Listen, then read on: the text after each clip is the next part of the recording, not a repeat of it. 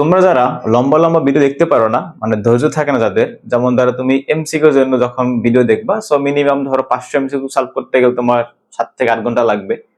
আবার সিকিউ যখন সলভ করবা সেইখানে তোমার 7 থেকে 8 ঘন্টা লাগবে। এসকিউ জন্য দেখবা, সো মোটামুটি ধরে নেওয়া যায় এখানে 11 থেকে 12 ঘন্টা ভিডিও তোমার দেখতে হবে। এখন এই 11 থেকে 12 ঘন্টা ভিডিও দেখার ধৈর্য আসলে অনেকের থাকে না। তো সেজন্য আমি বলবো তোমরা হচ্ছে জাস্ট আমাদের এমসিকিউর জন্য শুধু আমাদের এইখানে একটা তোমার মোট 6টা চ্যাপ্টারের জন্য তুমি আমাদের যদি এইখান আসো তাহলে দেখতে বা প্রত্যেকটা চ্যাপ্টারেরই টাইপ ভিত্তিক করে এমসিকিউ সাজানো আছে। সো এই ফোল্ডারটা আমি লিংক হচ্ছে এই ডেসক্রিপশন বক্সে দিয়ে রাখবো।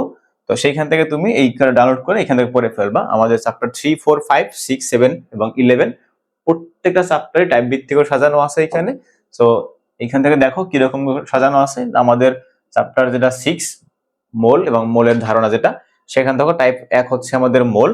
তারপরে দেখো এইখানে নিচের দিকে আসলে তুমি দেখবা টাইপ 2 আছে আমাদের এইখানে। আবার এই যে দেখো এইখানে কোথায় গেল, যে টাইপ 2 হচ্ছে আমার এখানে মোলার আয়তন।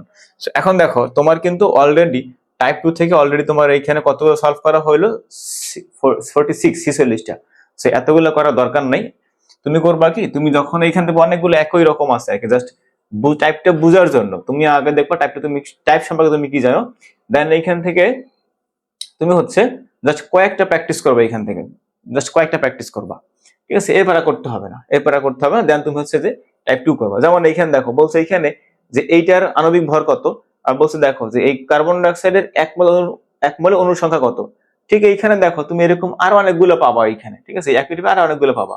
যেমন এইখানে বলছে যে এত পরমাণুর সংখ্যা কত এইখানে। তো এইগুলো আসলে যেগুলো দেখবে এতগুলো করার দরকার নাই।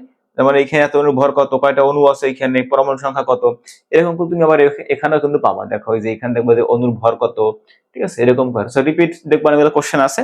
সো ওইগুলো করার দরকার নাই। তুমি জাস্ট যখন দেখবা যে তুমি সবগুলো পারতেছো এবং পাশে সলভ দেওয়াই আছে এখানে, তুমি যখন দেখবা পারতেছো তখন আর এগুলো করার দরকার নেই, তখন তুমি টাইপ পর টাইপে চলে আসো। সো পর টাইপে দেখো এখানে আমাদের টাইপ 2 আছে কি মোলার আয়তন। মোলার আয়তন তুমি শুরুর দিকে 8, 10টা, 15, 20টা করো, দেন আর করার দরকার নাই। তুমি টাইপ 3 তে চলে যাবা। টাইপ 3 তে দেখো আমার কেসে এখানে মোল এবং আণবিক সংকেত, তারপরে এখানে দেখো 4 মোলার দ্রবণ। তারপর হচ্ছে ভাই আমার এখানে যদি টাইপ 5 এ যাই, 5 এ গেলে দেখবো এখানে আছে আমাদের যৌগে মৌলের শতকরা সংযুক্তি, শতকরা সংযুক্তি থেকে যৌগের স্থির সংকেত নির্ণয়। আচ্ছা, তো এরপরে দেখো এখানে হচ্ছে যে আমাদের টাইপ 7 শতকরা সংযুক্তি থেকে আণবিক সংকেত নির্ণয়, ঠিক আছে? আচ্ছা, এরপর দেখো টাইপ 8।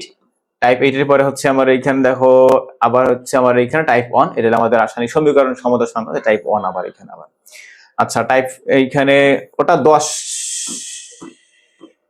এটা হচ্ছে টাইপ 1 না করে এটাকে আমরা হয়তো ভুলে টাইপ 1 পড়ছি এখানে, এটা টাইপ 9 হবে এটা, ঠিক আছে?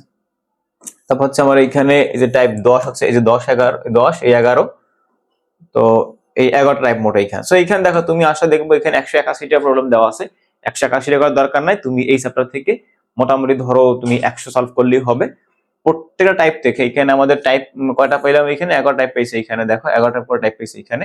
সো 11 টাইপ তুমি যদি প্রত্যেকটা থেকে এখানে 15টা করে পাও তাহলে মোর দ্যান এনাফ, ঠিক আছে?